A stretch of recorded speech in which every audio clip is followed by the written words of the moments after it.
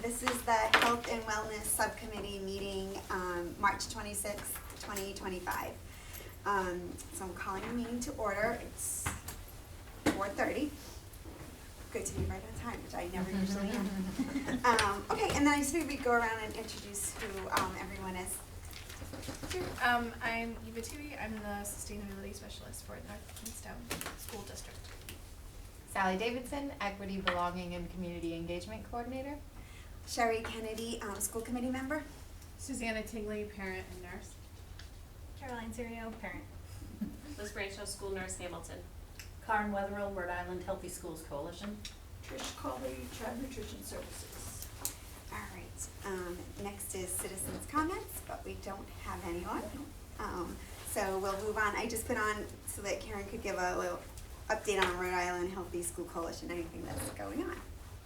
Oh, no, I didn't know if you were going to speak to the recent symposium that you attended. Well, do you want to start that, and then you can, because I didn't actually put it on the agenda, so technically we can, because it was you who invited us. Oh, okay. Well, I'm sure I know that there will be more to come, but it was wonderful that North Kingstown was represented, and I can't remember who else was with you. Just me. Okay, it was just you in the end. I knew you were going. Oh, I know, you know. Yeah. Well, once I knew you were going, I had kind of put it out there, but then when you were going, I said, oh, okay, I can back off. Well, and I figured you probably got caught in the craziness of the school day. So, but it was a wonderful day and a half seminar that was put on by RIDE and then included staff from Yale University, their Center for Emotional Intelligence, and it really it was to help leaders in school communities be emotionally intelligent leaders. And I know this was the first of, there's many schools in the state that are using what's called Ruler, if people are familiar with, and there are other programs and opportunities that they have, but I think this is the beginning and really focusing on staff wellness. That's an initiative that RIDE has now, I think just recognizing too how challenging it is and how it's our teachers and our staff who are really just critical in our schools in education for children, and how can the leadership of school communities be more, I would say, be better equipped to support them and have conversations and listen, and so this was the beginning, and there will be more. I know we're actually meeting tomorrow as a team to go over the next step, so I didn't know what your experience was like, so I was just wondering about that as well. Yeah, no, it was great, because I felt like it was good too to meet with other school departments, and I think the nice thing was people just sharing, like, even some of the schools already using it, how even like when the teachers and the staff are healthy, like it just affects the kids too, because they're, you know, it all kind of goes together. It seems also like it was, the way they presented it was great. It was like the most interesting conference I have to say I went to, because you were engaged the whole time, but they also had you like doing little things at your table and talking and stuff. I've already actually talked to Sally about it and Mr. Mezzanotte, just telling them, because they did offer some stuff that we could actually do in the school district free of charge, like doing like a survey to see how the staff is feeling and some different things that, which nicely didn't have costs related to it. Yeah. So, Yeah. Okay, and then, so is there time to just mention a few things? Yeah, sure, Yeah, okay. of course, yeah. One of the things that, talking about free resources, I thought I would share these. We have shared these before, but there are a few districts that are starting to work with, it's called the Cook Center for Human Connection. But one of the free services that they offer is this parentsguidance.org. And I know in this committee we've talked a lot about like just really the critical role of parents and supporting their children and being a partner with the school and teachers and educators in the school. And this focuses on mental well-being, and really it's just a digital platform called parentguidance.org, and it's available for free, so districts can put, they have something, is it in here, called the medallion, oh here it is, about how it can be added. But essentially when you go on, and I like it, when you go onto the website, it's the heading is parenting is hard, right? And so it just sort of recognizes that like being a parent today is difficult, and there's many, many, many topics for things around technology and anxiety and relationships and body image, and there's just so many topics, and they have experts from around the country, clinical experts, and all their qualifications are there, and they're just like short videos. They call them little courses, but helping you understand some common issues that young people, that your children may have. And then there's another section called Ask an Expert, and there's like lots of questions where you can pose questions. So it's just something that I wanted to mention because, and they do have other services too, with some of them having costs associated, but just, when districts try to think about all the work that you're doing, but then how do we really bring parents in and have parents also be included and have information? It's just something that even for like school nurses to be aware of, if you have a family and you want to provide some resources for them. So that I just wanted to mention. And then finally, just one last thing, which will be coming out in our newsletter, but North Kingstown has, all of your elementary schools over the years has participated in our Recess Rocks and Rhode Island initiative. This is the 10th year anniversary, which is kind of crazy. And there are, I think, 128 elementary schools that have been through the program. So we're just doing a celebration this year and wanting to kind of celebrate the kids and recognize the children who, that's what it's all about. So we're gonna be doing a poster contest for the little ones in grade K through 3, and we'll just have, all the instruction will come out, but just how do you rock recess at your school, and draw a picture and maybe put some words. And then for the older kids in 4th and 5th, we have, over the past few years, had something that every year we, people nominate what we call a recess champion, and those were adults in schools who are really committed to continuing and making sure that recess is a time for all kids to play and have fun and be kind and be safe. So this year we're changing that up a little bit, and we're looking for nominations for recess champs. So those are gonna be for students themselves. Who models good leadership, kindness, including other kids on the playground. So any staff in the school could nominate one of the older, the 4th and 5th graders. And then when the winners are selected, we're going to have an event at the State House for those that can participate, where we're gonna have a proclamation that this is Recess Day and a citation about the 10 years. And some of those legislators, was North Kingstown? I think it was South Kingstown, who were involved 10 years ago in getting the recess law passed and really recognizing the importance of play in schools. And for the children who we'll have all the posters there, and we're hoping that this is a time in June, that's gonna be June 11th, when it's gonna be crunch time for the budget, not a lot of fun, that maybe having children there and seeing beautiful pictures just to remind everyone there, and a little bit of a break from the budget woes that are gonna happen, but that we'll have kids who can come, that we will recognize them there and do some simple recess games. So again, just a way to kind of celebrate and recognize some of the young students that we have this program for. So that will be coming out. Does anyone have any questions or? No? All right. On to the fun thing. All right, so I want to do a final review of the chemical health and safety, student safety, alcohol and other drug use by students. So I did send out kind of what we discussed last time in all the redlined, we didn't make a ton of stuff. One thing that I reduced a little bit, we were gonna add a bunch of definitions. I only added the definitions that actually were in this policy. I realized we talked about that whole page, and some of the definitions weren't actually in the policy. So, but then, Sally, do you wanna, I just printed out your email. I just wanted to, I think it's top of page 6. I think there's time, because I know this policy will go to the policy subcommittee next, but I just wanted to double check that the first offense and second offense consequences are in line with what the student assistance counselor, Suzanne Lafley, who came to our meeting, back when we, were hoping to get more insight into the process, especially at the high school. Or she spoke to the high school because that's where she works. Just wanted to check with her that, and like high school administrators, that they feel those consequences align with current practices.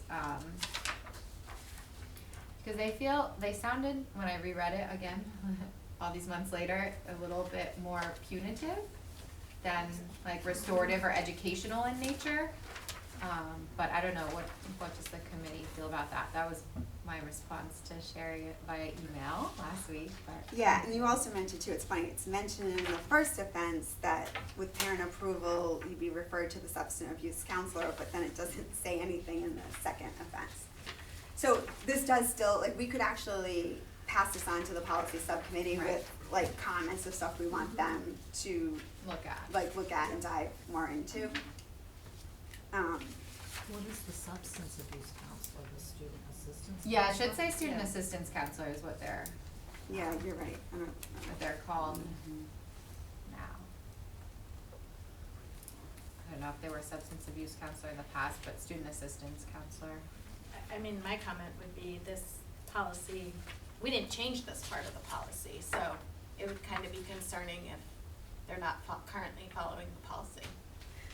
Cause this policy has existed for a while, and there's no red lines on these two, so that would be a little bit concerning to me if it wasn't being followed. Yeah, I agree. That's why I think we also were like, should we add in the second one? It did sound like they were doing the same thing with the first, with the parent approval, but it wasn't actually in the policy. So we could, could someone actually make a motion though to change the substance abuse counselor to student assistant counselor? I'll make a motion to change what am I changing here, the student, Changing the substance abuse counselor to the student assistant okay. counselor, since that's I what it's make a called at the high motion school. to change the substance abuse counselor to the student assistant counselor. But Sherry, I don't know if we can do that. Oh, no, we do have 8 now. We have 8 now. We Okay, do, good. We have sorry. 4 of them. My- Okay, my- good. we All do. right, that's good. Okay, we're there then. Okay, yes, I'll the second. motion. Thank you. Okay, all in favor? Aye.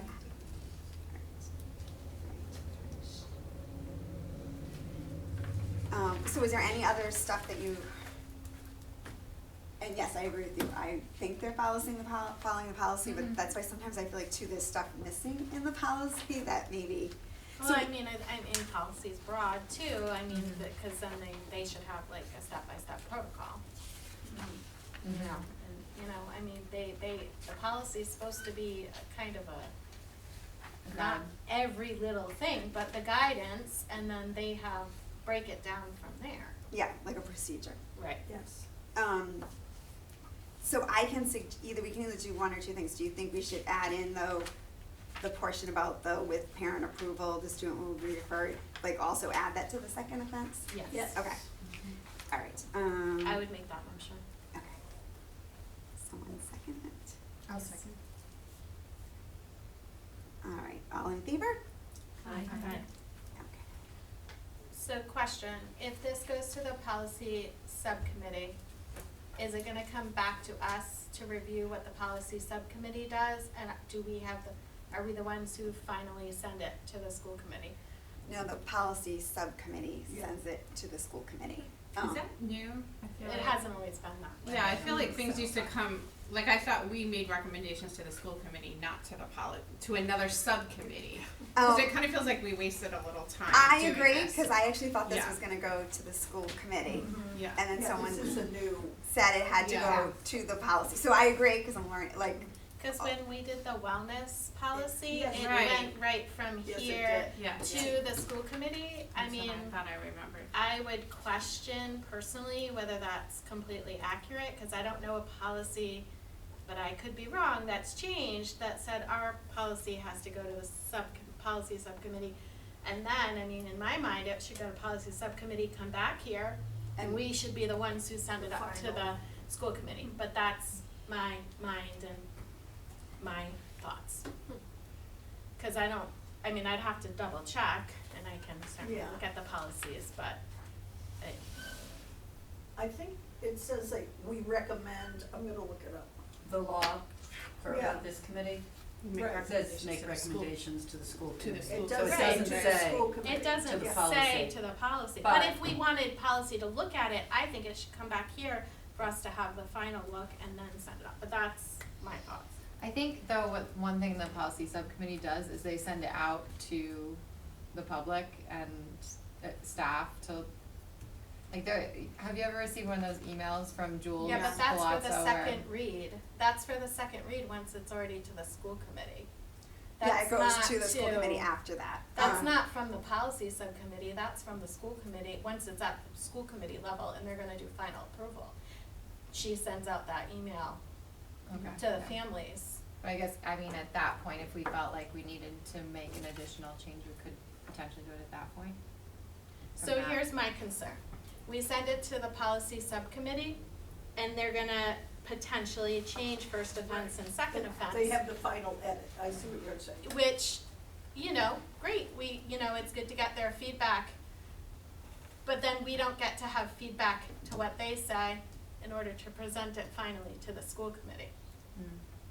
So, I mean, does anyone know how other subcommittees work? Like, are other subcommittees required to recommendations to?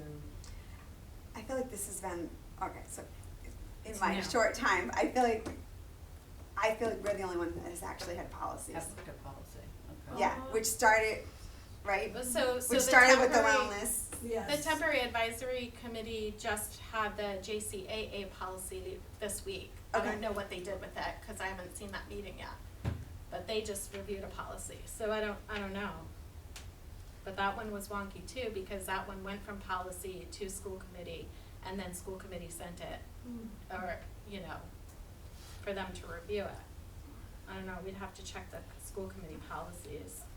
Yes, that's where the answer is going to lie. Yeah. Okay, I don't mind if we just, is there any other changes and then we can wait and I can do research on, cause I got two answers, to be honest, on where this was going. Well, I just wanted to say I agree, like, so nothing was changed in this part? No, we hadn't, I mean, so is there something? Only what's in red. Yeah, only what's in I red. don't have the red. Oh, it's, sorry, there's a whole pile there. And the old policy, I think, is, sorry, right, you have Mostly terminology. So we had talked at some point about it seeming, That's what way in your You hands. said, you said. about the punitive, like nobody thinks it is more punitive than therapeutic. Yeah, it mentions a suspension, correct? Yeah, and I know this is also under this part, like the use, possession, transportation, sale. Also, all this stuff is technically illegal for a kid in the school department to have. Cause I think we did talk about What it, page are you on, Terry? I'm sorry. 5, You're, thank Sorry. you. No, you're the good. So discipline. what would, Cause I think when we were talking about it, it wasn't related to, I wanna say it wasn't this policy, I think it was something different.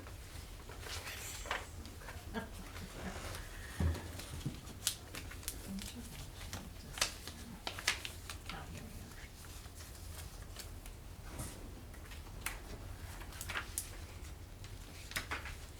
This one was different.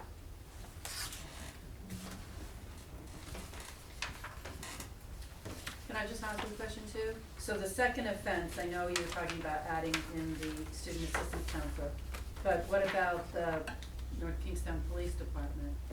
Because if it's, like as you said too, if it's illegal and it does the first offense, it says that they may be notified, but then, and that how they may be suspended and that with parental approval, they'd be referred to the student assistance counselor. But then for the second offense, we added in the student assistance counselor, but there's nothing there that they may be. That's true, we probably should almost add maybe the whole up to the student may be suspended, like that kind of part, since we had, And Oh, we the left the suspension's maybe in to here. leave some discretion there. Yeah. for the principal. Or I'm almost wondering, yeah, I think it probably, I guess would have to, I was like, cause it doesn't really say it in the discipline part. Like, parents will be notified and requested to meet with an administrator, all this stuff, like, I'm almost wondering, does it have to be under each offense, or if you put it under the discipline, would that be assumed for every offense? Do you know what I mean? I do, yeah, it's a good question. Cause then what if there's, Like it's kind of a broad thing to do. Right. For everything. so I guess we could do it either way. Well, look under the intervention, Sherry, because it does talk about student assistance professionals will assess, develop goals, and make recommendations for. So maybe the parent part should even be before that, to be very clear that parents get notified first, because in the second part it says with parental approval, but before even that, it's saying that they will assess, develop goals, and make recommendations for the services needed for research students as needed. That's kind of redundant, though. Alright, great. That first paragraph though, I think that's like setting up as a school department. I don't think you need to have that there though, the parental, that's saying the school department in general, what they'll do, is how I read that part.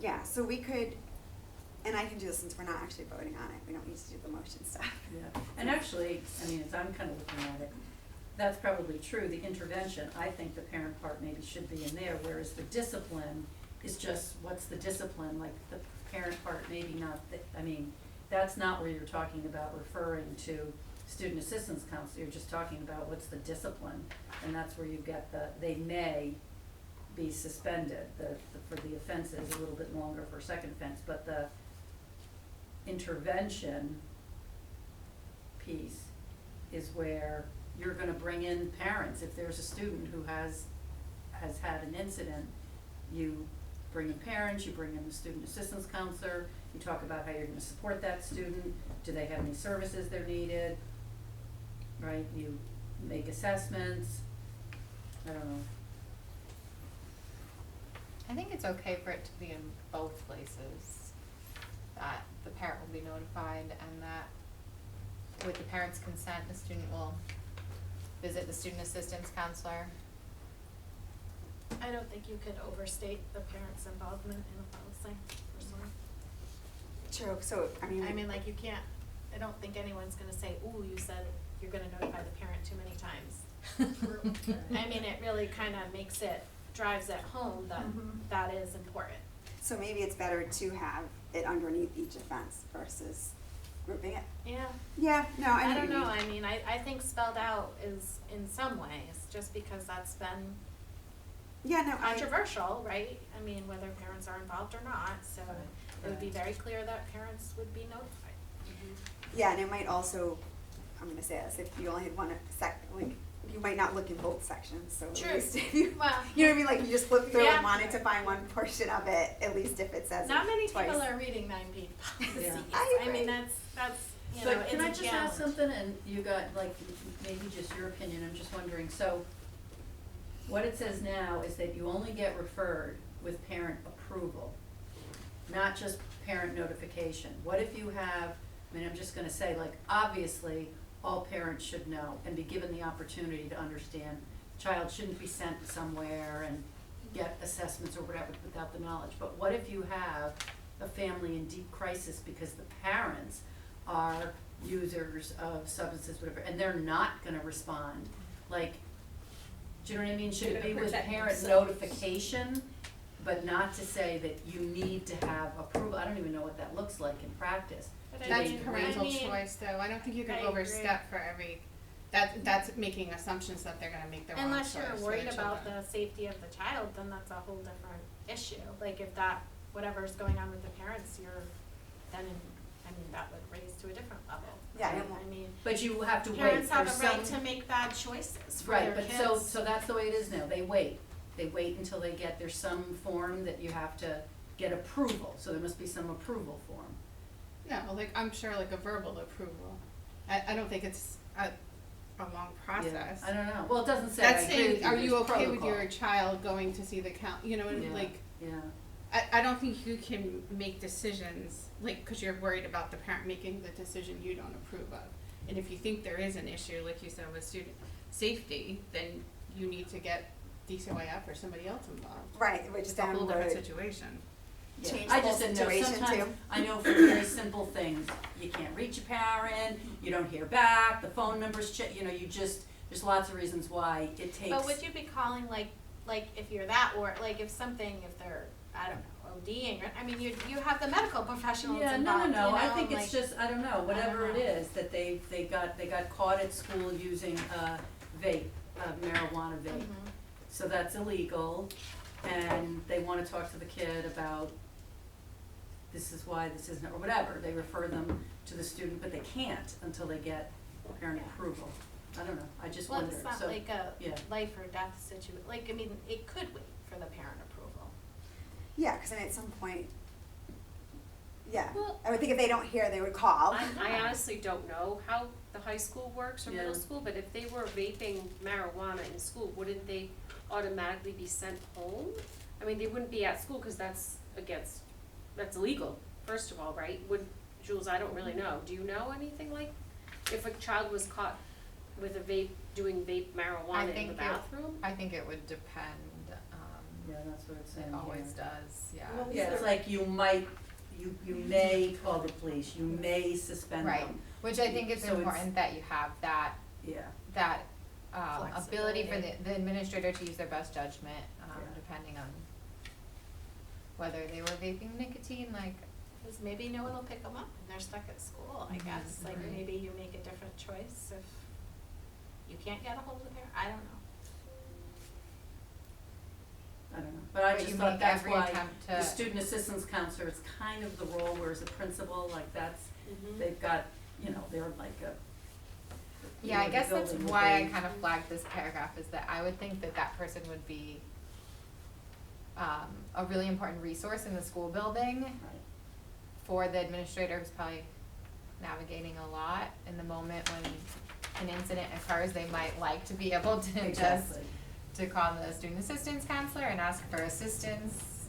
But that's not with gonna be that. emergent, I mean, if you find a kid with a vape, obviously they're gonna get in trouble, there's gonna be a call, but it's not like they have to be seen like immediately by Right, the right. counselor, like, they might be busy that day anyways, and you might not see them till the So- next day or the following Yeah, day. I'm I'm just interested in your opinion, cause I I'm know just- you work in the field, yes. So if a kid has a marijuana card in school, you don't know where he's getting it. It could be laced with any number of things now. Yeah. So I would think that he would have to go home, or at least have to sit with the nurse. He could need Narcan, like, it is emergent. Right. You can't just say, oh, No, I it's meant to probably see the No, I know, counselor. but to see the counselor. The counselor. So you're right, I I think you think can that- wait to have a conversation with the parents before the counselor. I don't feel like the counselor is emergent necessarily. But isn't that the point of having an SAS The role, person yeah. in the school? But not if we're saying that you need parental permission. Like, I don't think you If the wanna. kid's high at school, I would think there would have to be some kind of override for the safety of the child. So what do they do now though? That's what I wanna know. This I is wanna- our I wanna policy know now, what we it is. didn't She change did, it. yeah, like I think she was saying that, Right. well, I think when she came, she was saying it is true, like a parent will say yes, and then like she would have scheduled visits with them, and I think Right. that's what you're saying, it's like, if something happens, she might be in with another kid, and so I don't know that Yeah. that would be productive either, like to pull But I out think someone that who's. was slightly different, and maybe ask for clarification on this policy. That policy was tobacco products, Mhm. Yeah. and which are legal, can you purchase? No. No, it wasn't, yes, it was tobacco products, okay. And that was getting too very granular, which you changed at that model policy. That was on the property too. Correct, that you would see, you would have Would so many. include guests and people who are of age, like Right, this is right, more right. related to the But the ones with the kids. students, it was, oh, right, it was being very about having sessions with them. I think what you're saying is just, it may not be who's the person in the building with the expertise to support that student, and like, who is that? Is that what you're saying? So like, maybe the student assistance counselor is the one that has the greatest expertise with this and the school nurse. It's not really the And if the student assistance officer Principal. is in with somebody that's non-emergent, why couldn't they be pulled out to see this kid that you find high at school? Like, I don't know, like, I just feel like it's a huge liability for the school if there's a kid smoking pot that So could here's be the other thing laced. too, do you guys think, cause it's just saying the student will be referred to, it doesn't say for counseling or anything like that. It just says that they would be referred, I don't know, so again, Well, I it don't might think be, you can do counseling really, even the student assistance officer, I don't believe does like No. counseling on the school property. No, and then also, Not like wouldn't, full-on therapy or anything. wouldn't the student assistant counselor also be part of the staff at the high school? Like, you know what I mean, almost, Yeah. Mm. They are. in that situation, they're part of the staff, so any of the staff could help a kid that was in trouble, really. You know, in an emergent, immediate way versus not sitting in obviously if they're high, probably there's no counseling going on, but just making sure they're safe and like calling the parents to, you know, address it, but I feel like the counselor part is after the I'm back fact. at you again. Yeah. Have you I'm had just- first-hand experience Well, I'm with this? just saying, I've talked to Yes. other student assistance counselors in other schools, and usually they are available to kids all the time, and they try to have like a relationship, so that in a crisis situation, that would be who you would go to. They'd be helpful, most likely. I thought we had one of the student assistant counselors We come did. during a We meeting did. and We come did. and say, yeah, We did. okay. We did. I'd I have feel to like we're go backing back up. to- I know, I feel like agree. I'd have to So, go I back guess- to my notes. Yeah, because I also feel like when this says with parent approval, I think it's more relative to sitting down and like Yep, yeah. counseling asking program them. versus Educational not if program. something just happens, I don't think, I would think if something happens at the school, any staff Yeah, can help the kid, it's not, we would want them to be able to. do right, things, so I yeah. think, so they're technically still a North Kingstown staff. I mean, yeah, it At the high school, starts they don't off, have the to- school department will establish and maintain a student assistance program to aid students who are using controlled substances. That's kind of the role. Yeah, I think we're getting mixed up with, helping a kid at the point where there's a problem and counseling a student, so Yeah, I think we're kinda Yeah, getting so I lucky think in there. this part with the parent approval is more like the counseling point, Yeah. not like if it happens. Yeah. Could I ask, That's if you second. put that in the policy and then the counselor happens to be the one who responds in a crisis, would that somehow cause a problem if they're not getting approval? I don't think they're actually counseling at that point, I Okay, think they're so just responding to, interacting, but they're not yeah. like, this Yeah. is an official section. Right, But that is an important question, that Oh, was yeah. my It's like, what am I gonna be like, Yeah. sorry, I can't talk to you right now. I was concerned about that, Well, for yeah, sure, because yeah. people do get a little. But again, this isn't really a change, right? No, I mean, so like, it's none really of it, this has been the policy for a while. So, Yeah, so I don't think it changes any of the procedures that are going on. yeah. I think they just wanted, so I also feel like with the policies, I think some of them haven't been looked at for a long Well, time. no, but this one was. This one was looked at in January of '24. Yeah, so So I then, was kinda surprised it Yeah. even came to us again because it was just reviewed. it might have been though too, sometimes, and I think we have to review some of them every year, not all of the policies. And I think that's why this committee was formed too, was to sort of maintain policies that might not have been maintained in the Yeah. past. So that might be why, yeah. I just wanna interject, I looked up the charge for the policy subcommittee, and the important piece that I see here is the policy subcommittee shall make recommendations and provide recommended policies to the school committee. So Pam, when you're talking about a recommendation, if they make a recommendation, it should come back. Right, that's what I think, Yeah. like policy, we Yeah. could send it to the policy sub, but then it should come back. If And- they want to change something, If they want to otherwise it change- just goes through with the Yes. recommendation. Okay. So I wanted to look Agreed. up the charge and just see Thank what you. it's written, you know, Yeah, what's up. that's super on Thank paper. you. That makes sense to me. That does make more sense. I thought it was just, because also I felt like if I went to the school committee and they weren't, we could sort of vote, but, Yeah, I mean, ultimately, it's up to the school. yeah. It's more of a pass-through, it seems. Yeah. Yeah, once we recommend it. All right. Well, because of that, then we can, is there any other, I mean, is everyone happy still with the discipline? So, do we wanna, alright, so then we have to make one more motion just to, I was thinking, putting the same thing, like the parents, guardians will be notified immediately and we requested to meet with an administrator. And then the same thing, the North Kingstown Police Department may be notified, maybe putting that also In the second in offense. the second Social offense, offense, yeah. along with, The suspension language. yeah, with the, parent approval as well. Just so that it's in both spots. Okay, does someone wanna make a motion? I'll make a motion to add those 2 lines to the second offense. Anyone I second it. All in favor? Aye. Aye. Okay. All right, and then, I think so then I wanna make a motion to send this to the policy subcommittee. I second that motion. All in favor? I'll say Aye. as long as it comes back to us. Yep. Aye. All right. Okay, so the next thing on the agenda is, new business, and I wanted, to just kinda get, I know we had the presentation of, get the foam out grant at the school committee meeting, but I thought it would be good to, have it here at the wellness subcommittee, cause I feel like it's sort of, the conversation started here, and I feel like it's a very positive thing that's kinda happened out of our committee, so. Cool. Alright. Eva, you can take the I the will, floor is yours. alright, if I need you, I'll I'll motion. I'm sure I'll interject. So hi everyone, I'm Eva Tui, I'm the sustainability specialist, working with Trish to get this entire thing off the ground. I started in October, and it's actually pretty incredible how much we've accomplished since then.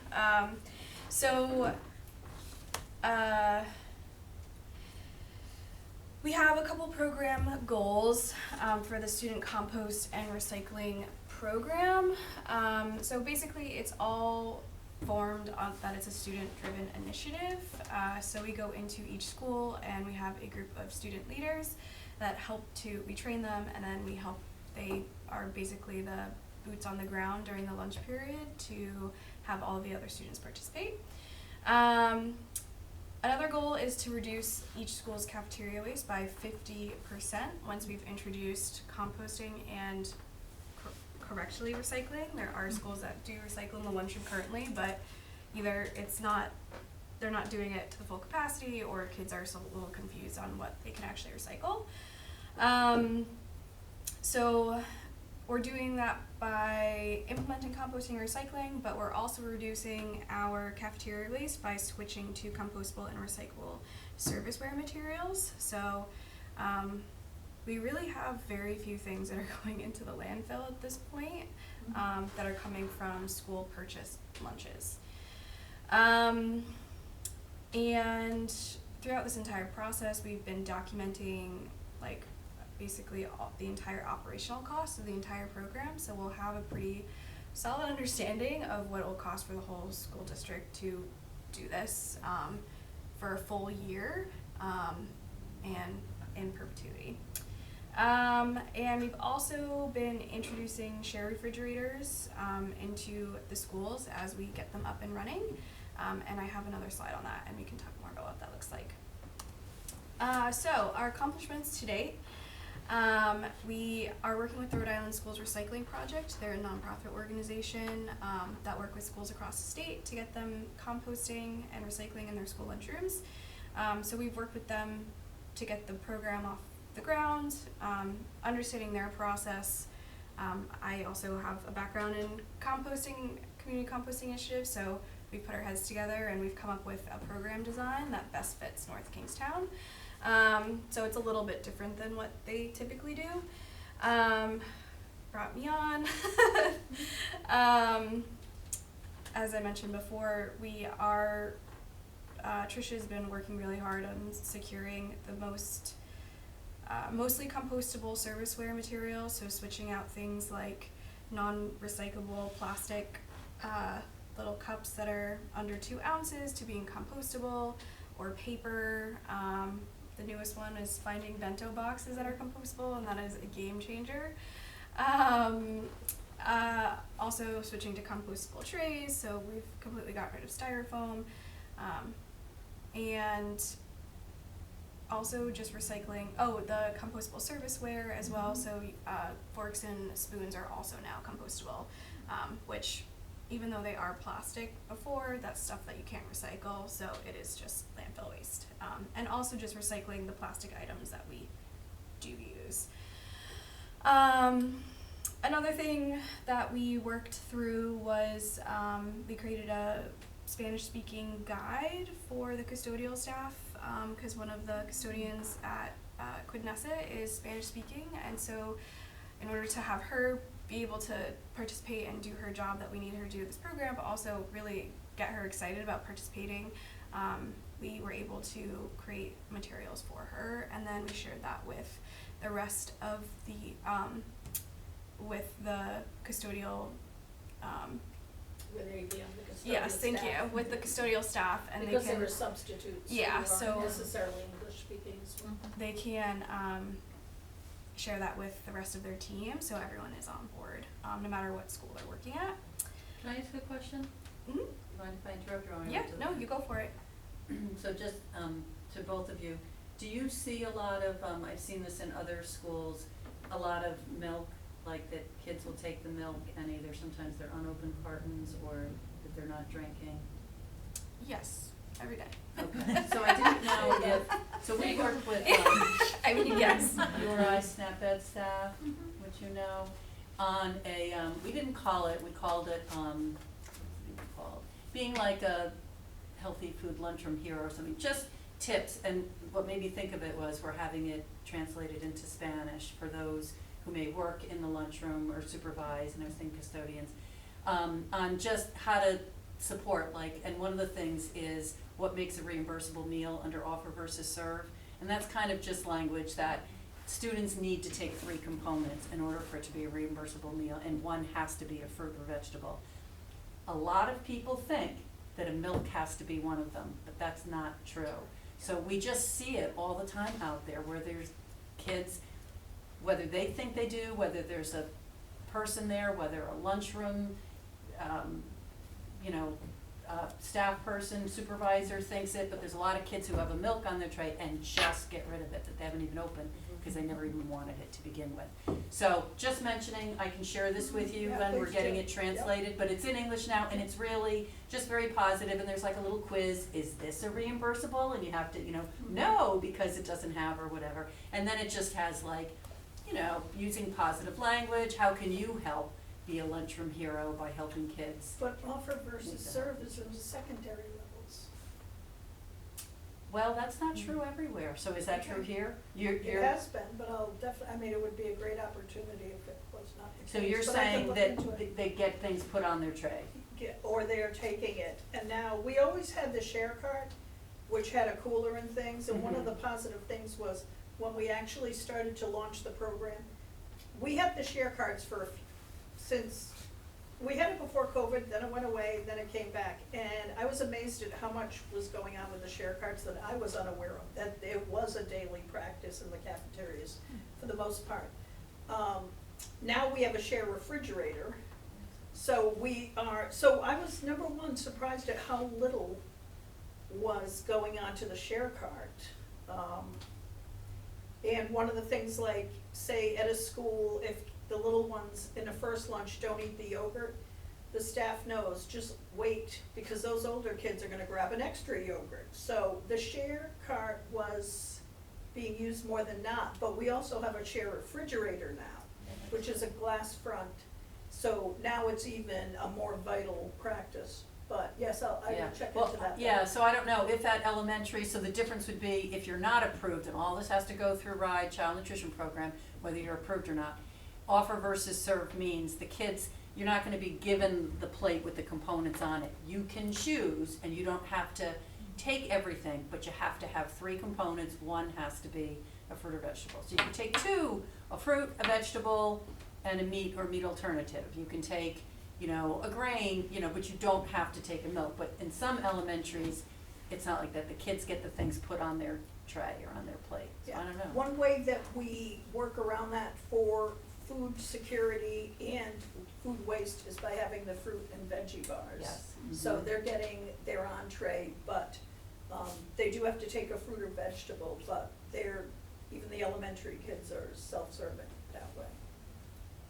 So then you probably have all person. Anyway, it made me think of it just because been hearing milk is something that in a lot of schools they're finding that, and it's very heavy, so if you do put it in the trash, of course, it's a lot, so it's much better to, when you have your Yeah. sorting, to pour it off. But anyway, I'll share it with you guys when it's done and see if it seems helpful. You can share it with staff and custodians and whatnot, supervisors. Cool. I will say, I think all the schools have like the share cart, and there are kids that just use it, but I think they've been using it more since we started this program, because there's some kids that would just throw everything right in the trash. So like we are able to capture a lot more of the food that can be.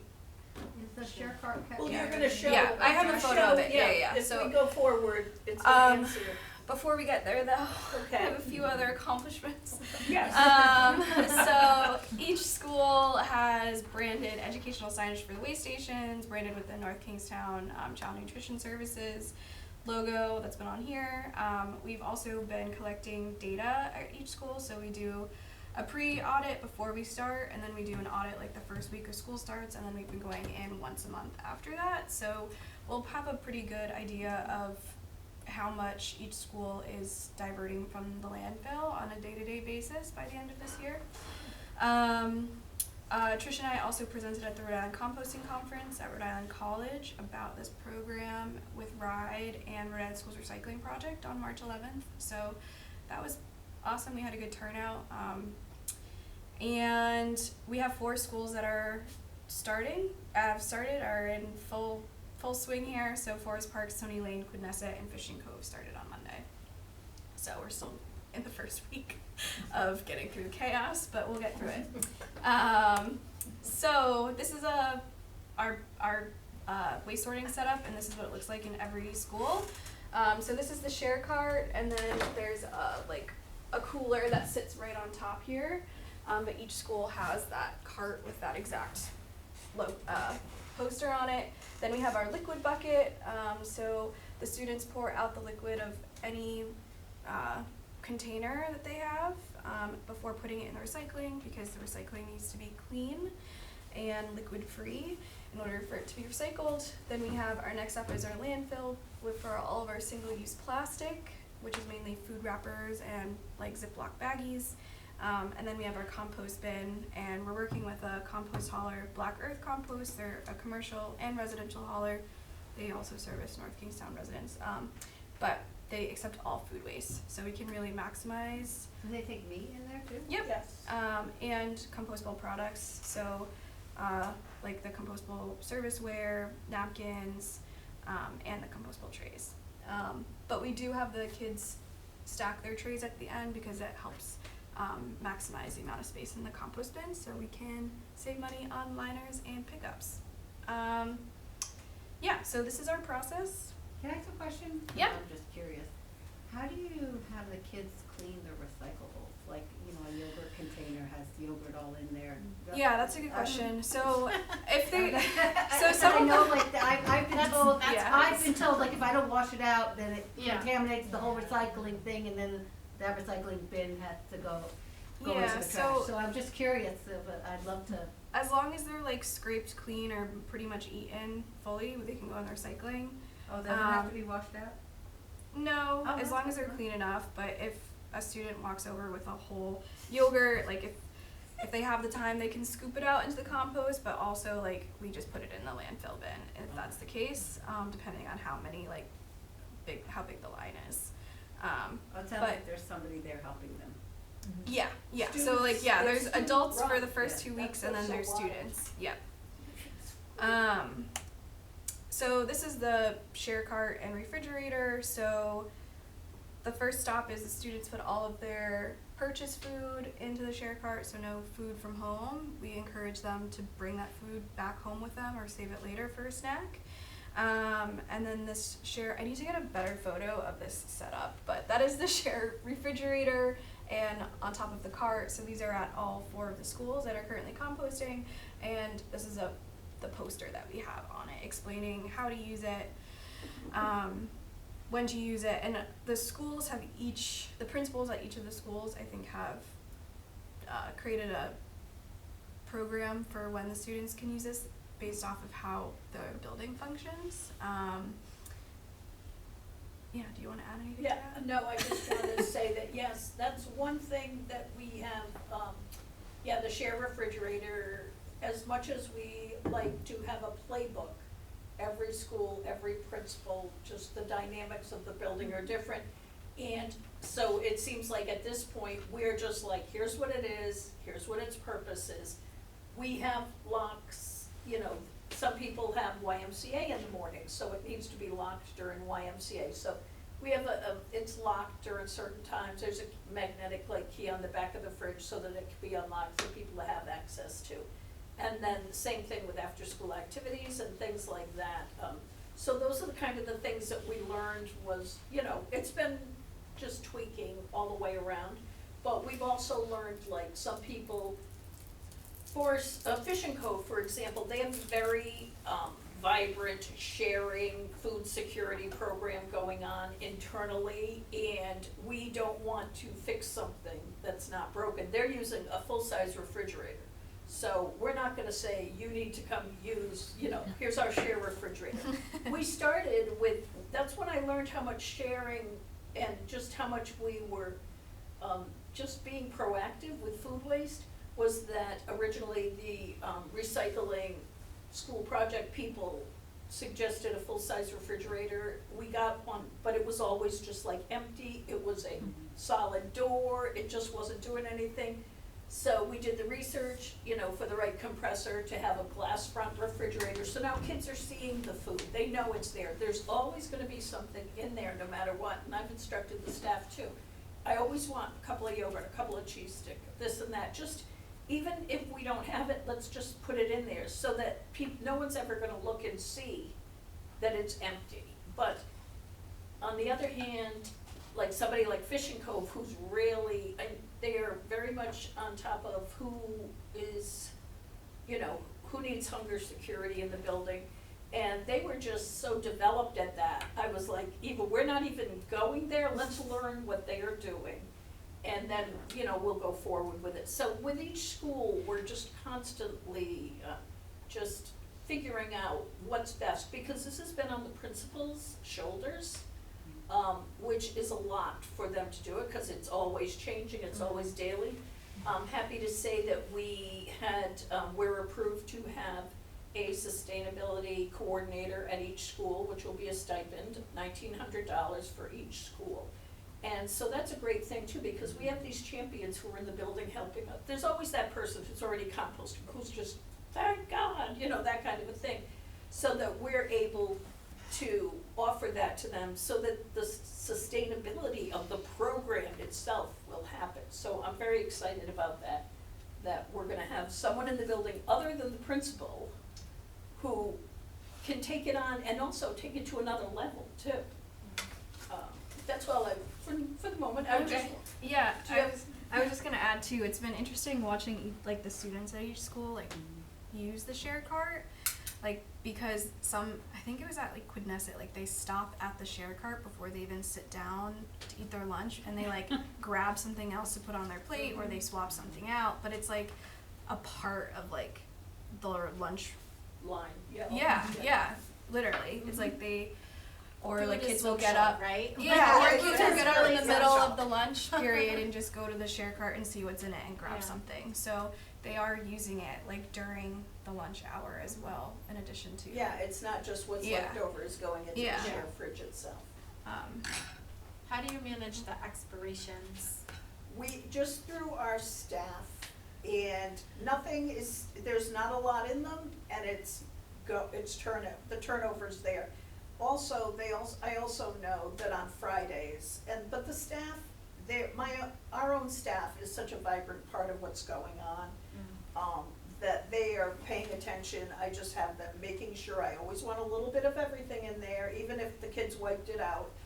And so they're on top of that for expirations, things like that. But it's not a lot of food, and it's turning over, which is great that it's a small amount that way.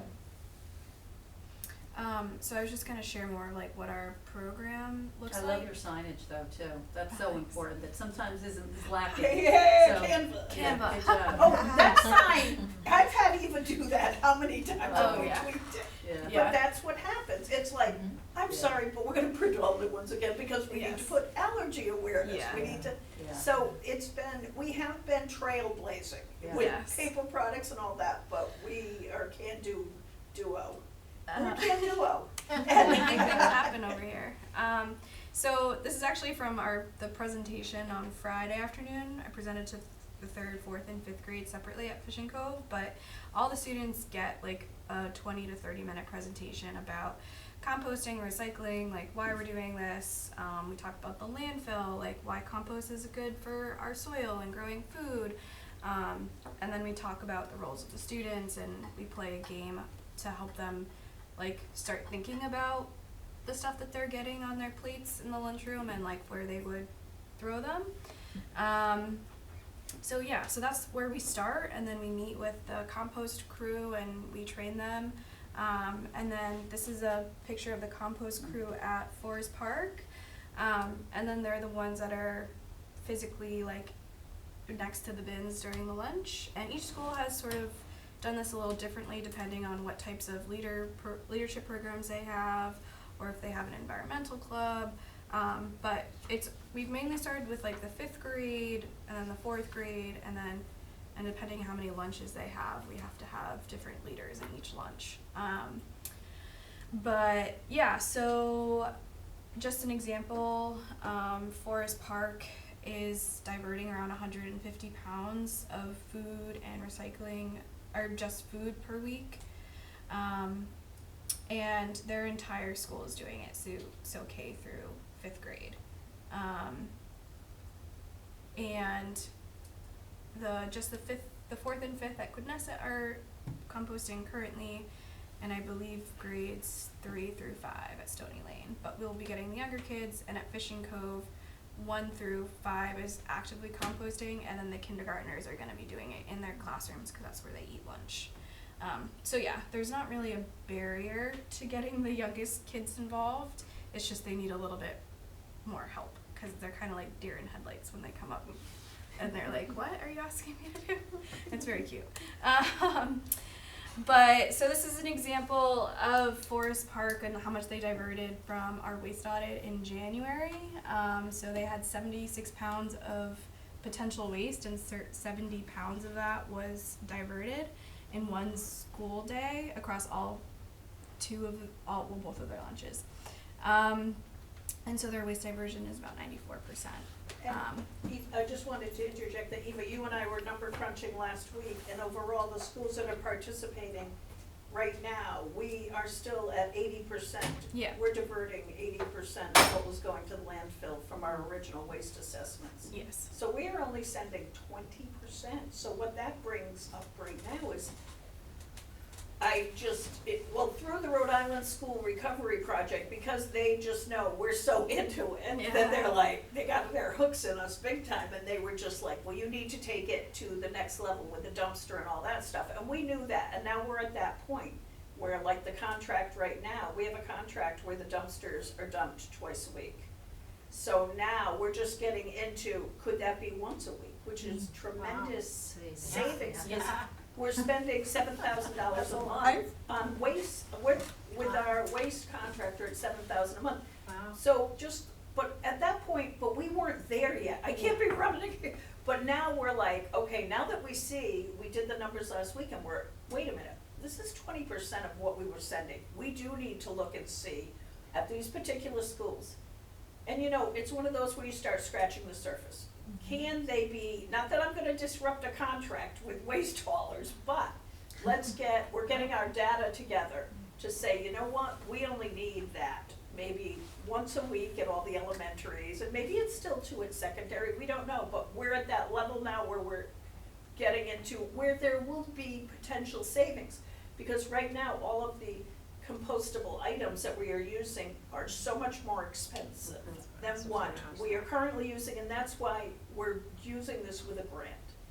And the grant itself, we're using it with a a minority-owned paper distributor in Rhode Island. So it's got a lot of good things going on. And he's been going, you know, I need a quote on this, on that, and like the bento box, it took 3 versions for Go. We found it. But that's the part of the grant too, because we would never have that opportunity to play trial and error with money. And not that anything's going to true waste, but we're like this, you know, a bento box, it's too deep for what the kids' portionings are and stuff. So that by having this grant, we are able to create a playbook, and that was part of our presentation at Rhode Island College last week, was that I have, as an independent operator, as we are in North Kingstown, I have borrowed so much best practices over the years. We're putting something together that's gonna be everybody else's best practices in the state. Can I add something? Are you, so this is fabulous, congratulations, and I mean, Sherry, you Yeah, were Sherry on this started it all. from our breakfast when we had the school recycling program, so love exactly. this. This is great to Yeah, see to come that to you fruition. just I know. stepped up and Trish jumped on board and hired Eva, your expertise, so it's all fabulous. We wanna see this replicated across the state, that's how we're gonna keep our landfill, like, Exactly. you know, Yeah. still able to accept some, the only things that need to be there.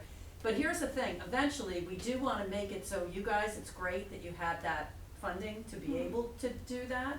But what we're trying to say is that this is a model that can save money or be cost neutral, right? So the business officials, I'm not specifically speaking about Right. yours here, but are like, you know, so I was in a meeting the other day with some other leaders talking about this, and I was like, I'd love to see a meeting that RIASBO, which is the Rhode Island School Business Officials Right, Association, and have, like, maybe you guys could present, more focused on a lot that financial piece. What are you Yeah. finding, where can you, maybe it's not And time that yet, came- but that I came feel up like at Rhode they need Island to be brought College. together. It came up at Rhode Island College because someone said that about the cost of the paper. Yeah. And I said, we've been tweaking, and we still do. But I said, then, now that we have, this is our sheet of what we buy, then it has to go out to bid. Right now, I'm working with a grant, I'm working with a small distributor. We have another paper distributor that we use too. And, so right now, it's not, you know, it'll be an official bid that should go out for the state, actually, the paper bid. This is what you do if you're a school, because we're all working with the same, regulations with the USDA. So, Yeah. but it's true, everyone's afraid of the cost, and we Right. wouldn't be doing it But if we didn't hopefully have all the this cost grant money. But- savings will be the tipping Well, fees, this because is all why- that poundage isn't, like you're saying, you may not need those pickups as Right. frequently because your landfill garbage, Right. landfill waste isn't gonna be as much, so And that's that's what why it's gonna it's cost you. exciting that we're getting to that point now, Yeah. like, okay, what is going on with the dumpsters? Well, and plus things too, like that. we're the only district that's doing it district-wide, which I think makes, I think Charahoe is they now, because we were like one of the Yeah. first. Charahoe and Yeah. North But what Kingstown. about Hamilton, what's, So they're, where is yeah. Hamilton? Oh, well, we have our schedule, Yeah. there's our So schedule. they're gonna There be you go. launching in Good April. question. Thank you. Yeah, Yes, so, Davisville Middle School is next, then Hamilton, Wickford, and North Kingstown, but the high school,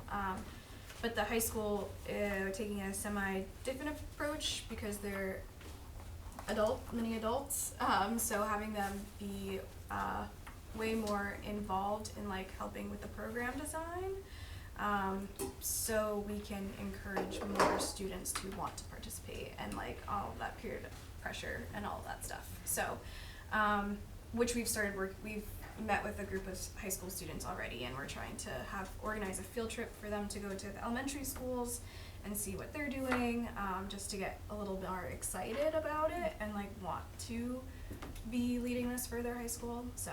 and I can say, I was gonna say, when I was at Democracy Day, there was a couple of them that I was like, oh, we're already doing this, and they were kind of excited to Yeah. know that their project was, you know, to Yes. kind of go on board. Yeah.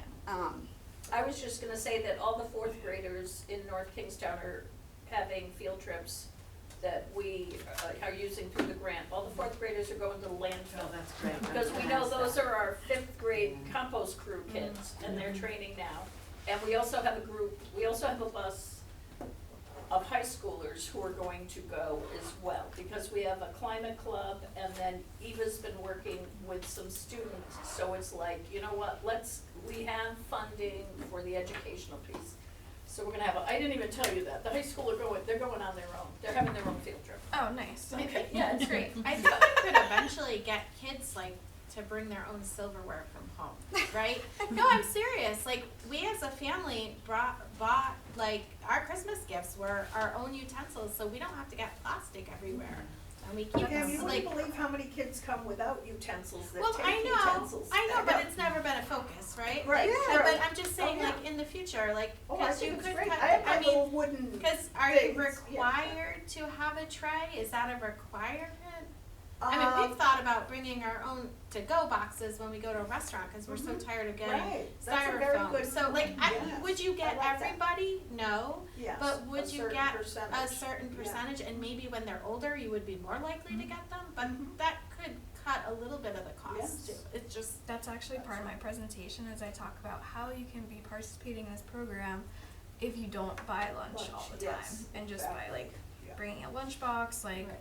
bringing your own like Containers containers, for things the like that. snacks. So I don't want That's kids to good. feel like they can only participate in this if they're purchasing a lunch. So it's like Yeah, just no, that's making great. them think And about how it. about things, do you ever talk about, because that's what I say too, like kids can learn things in school and then bring that messaging home absolutely. to their Yes. families. And maybe there'll be more families that do things like that or recognize, because the kids say, we don't do that in school anymore, maybe And we we should be. don't always remember them. It's like the Yeah, reusable bags. yeah, It took right. us a while to Yes. remember the Yes. reusable Right. bags, right? But it's But like now habit we forming do. once Yeah. you, Yeah. yeah. Yeah, it's really been great. No, I understand. That Thanks was for so coming, great. Mary. Congrats. I was glad Yeah. you were here to see it. Yeah, That's I know, okay. I couldn't go to the conference, but yeah, that's awesome.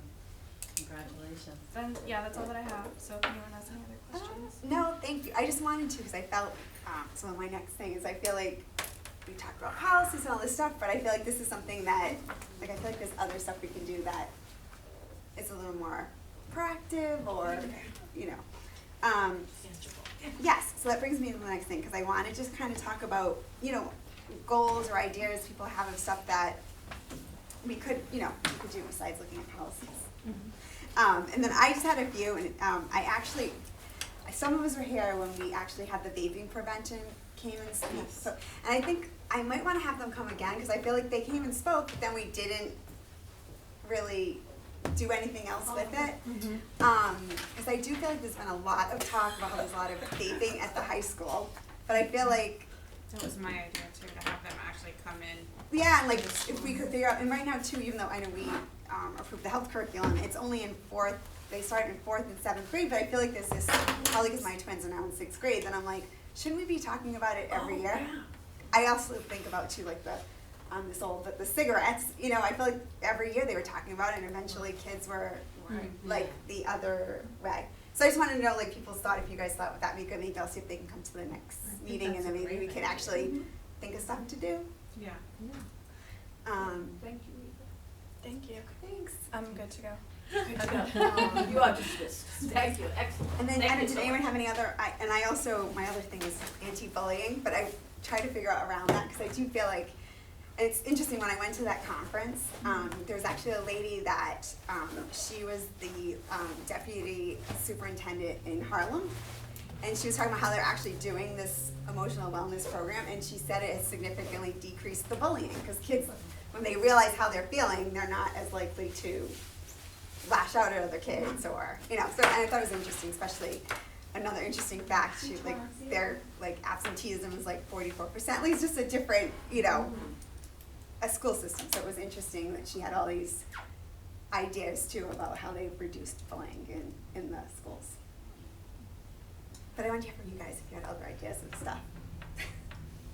I had one thing that I just, it's just something I wanted to address in terms of keeping, thinking about. So, I think that it's appropriate for the wellness committee to kind of stay, on top of ways in which the, current federal administration is potentially impacting childhood nutrition, because of cuts to food banks among other things, as well as, free lunch programs.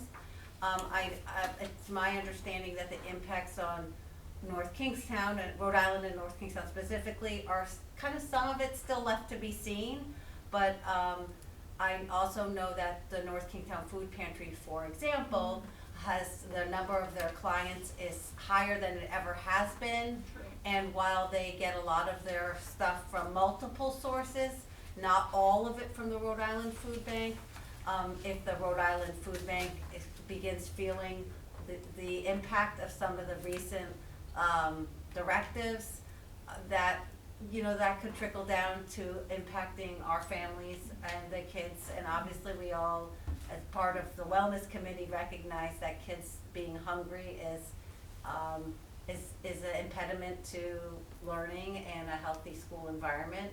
So it's not something that I think necessarily is a topic for discussion, but a topic to pay attention to, because there's the potential that it will be impacting our students, particularly in the next school year. I don't know if you have more to say, Of but course, what you, how can I not? yeah. For those of you who don't know, I'm on the board of the food pantry, Yeah. but, last month was the second highest needs we have ever had since the food pantry has been tracked. And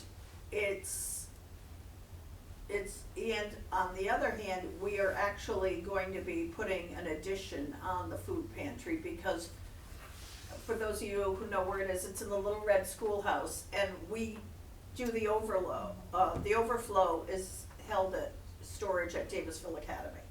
So it's just, but Davisville Academy has other plans too, so we also know, okay, that's a temporary, it's not even a solution, but we've always done the overflow. And I don't know, for those of you on Facebook who follow the food pantry, there was basically a plea that was put out 2 days ago for donations, and we have never put anything like that out there. So, and we're kind of in the midst of it right now. And I'm not sure, in some way with the donations, if people are just kind of, you know, we're all being very cautious about, okay, what world are we in? And with that being said, I don't know, because we have our meeting next week. I don't know what it is, but the people who are operating it, because we have a manager and an assistant manager, they obviously, the shelves are going bare for them to put a post out like that. So you're absolutely right, and I'll know more next week, just about what the numbers are, but we've never put something out there where, like, we're looking for food, and we can go buy food, we have relationships with, you know, we get vegetables at like Dollar General, there's certain places we can get things at, and we have a relationship with Dave's where it's, say for chicken, we could get chicken from the community food bank, if it was available, it's like an unrealistic package. And you know what, we have a senior program, we have a vacation nutrition program, and then we have a fresh fruit and vegetable program, so, you know, we're able to collaborate with Dave's, and Dave's will you know, buy chicken from them, but they put it in 1 pound packages, because you don't wanna give someone, because it's an emergency food bank, you don't wanna give somebody too much of anything because of food waste and just being efficient with our resources, so. I mean, I'm so glad you brought it up, I didn't know you were gonna bring it up, and it was just, yeah, we are in uncharted waters right now. And honestly, we don't know where things are going from the food pantry, other than we are building an addition, which is gonna be great, cause we need it desperately to meet the needs of what's going on right now, let alone the future. Are you concerned about the impact on the school nutrition program at this point? Well, the school nutrition program, the cutbacks that were made were actually things that had been built in during COVID. So, as far as it just hitting, you know, it was like, and we did need it then. The one thing is, our fresh fruit, we buy local, we've used 34 vendors locally this year. It's a big part of just who we are and how we've always been. But we did have a grant for that for the last 3 years, and that grant has ended, but it did end. It was ending February 28th anyway, but the news doesn't necessarily put that out. So knowing So we that- knew it was ending. I know it was ending, Yeah. but I did expect, just in my, I just thought, well, if it's going to get renewed, it would be next September. They're not gonna, just do that, but right now, there are no plans for that. So what we're doing, and it's kind of like a kind of nerdy thing though, but, Rhode Island and potatoes, and this came up a few years ago. It's like, and we're buying Rhode Island potatoes, but and I said it a few years ago, and I just wrote something about it today, because it's like, okay, we wanna use the potatoes, but Rhode Island is growing potatoes that are this big. And 3 or 4 years ago, I was like, I want a potato that can go through our processor, that can be wedged and crinkle cuts. We have all this machinery. So I actually just wrote that today when they were like, now it's bringing attention to just we have to have local agriculture. We have to have it, so we have to support it.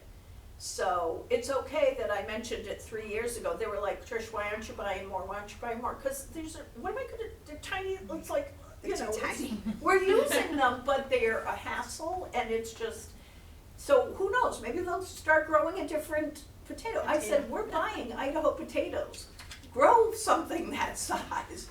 So, But with so that, so anyway. maybe too, we could think of, like, does the blessing in the backpack need more help, or like ideas, I feel like Well, that's true. could be, Yes, Right. and. like ideas of Have you things we been could paying do, or the attention? schools. Oh, yeah, through my office, so. Okay. So Blessings in a Backpack now has just over 200 students who receive food weekly through Blessings in a Backpack, and it operates in all the schools in one fashion or another. It's structured differently at the high school than it is at the elementary and even at the middle school.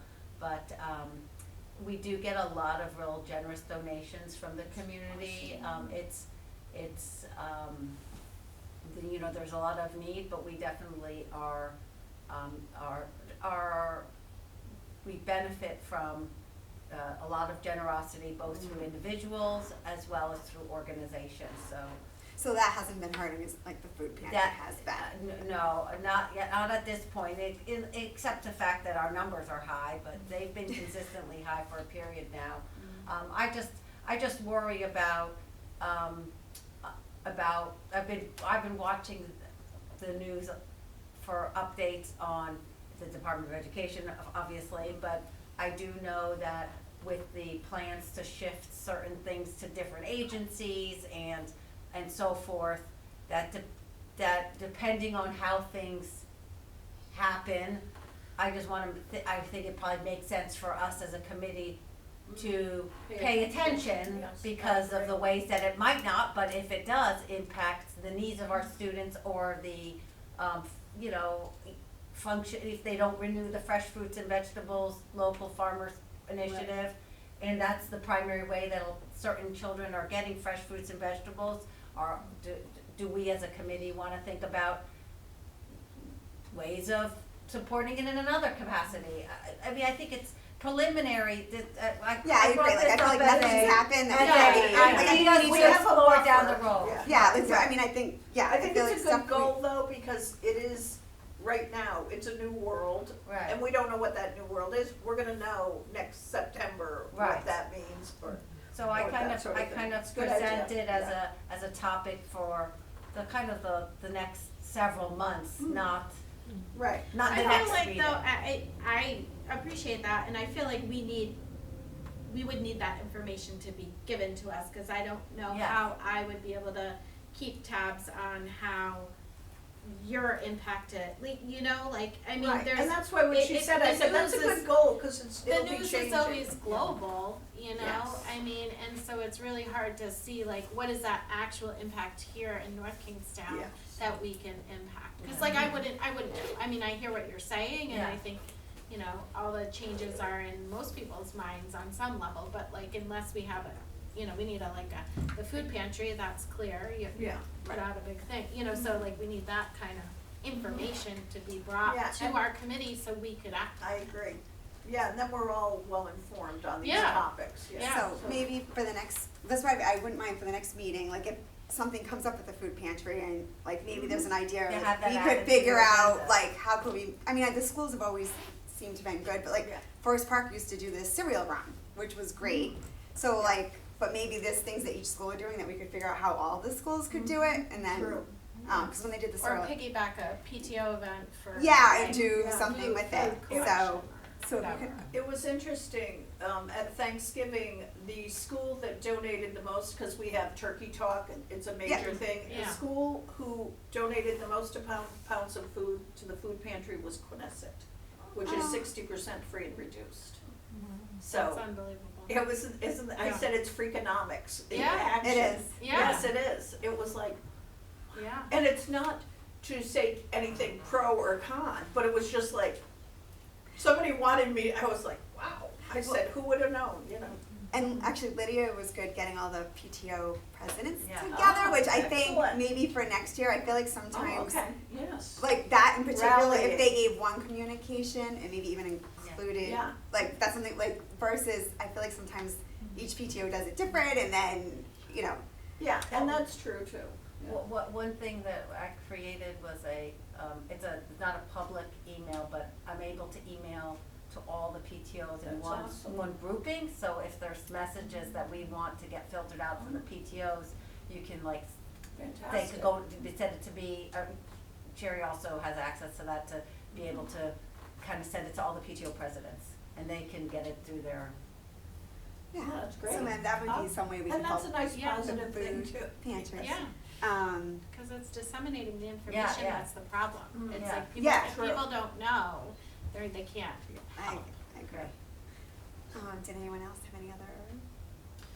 I was gonna say, I was thinking along the same lines as you as is it the SubCommittee Coalition? Yes. Yeah, Yes. so we'll see what they have, but I was thinking if they could see each school, and I feel like I've talked with pediatricians, and, you know, I think that the vaping issue is gonna be mostly prevention, just like with smoking, and we gotta get to kids young, and it has Yes. to be consistent, just like smoking. Because the pediatricians are kind of, they don't know what to do with a lot of kids when they're in their offices. They don't have perfect programs or perfect how to get kids, you know, not addicted anymore. So I really do think we have to hit this hard and consistently. But some of the things, like maybe I was thinking like clear signage too. Like at the high school, you know, for example, maybe, you know, on the poles in the lobby there, or in the cafeteria, or even like the bathroom doors when they sit down. Here's 3 steps. If you're vaping, you know, take 3 minutes. It takes this long for the addiction. Chew some gum or a candy. Like 3 simple things. You don't have to get in a program. You don't have, but Yeah. something tangible, because these kids need help.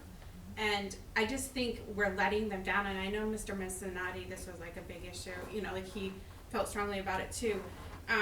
I feel like we've let the kids down. I feel like the Rhode Island legislature's let them down. I don't know if we could, if the school committee would be willing, or even from us, maybe to draw something up Like saying, a resolution? yeah, like, you know, Yeah, like- here's what you Yes. left Yeah. this problem in our Yes. hands. You need to fix it.